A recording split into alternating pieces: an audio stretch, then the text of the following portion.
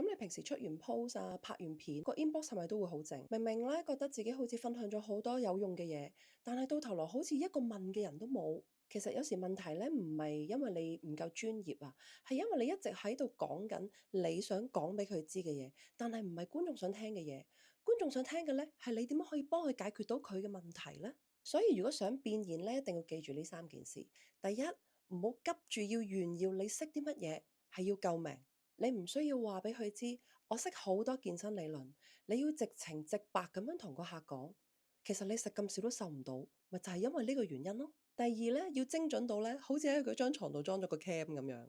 你嘅內容咧要夠晒具體，觀眾睇完就會心諗，點解你會知道我諗緊啲乜嘢㗎？你講得越中佢現實嘅處境咧，佢就會越對你有信任啦。第三，唔好一直不斷想叫人俾錢。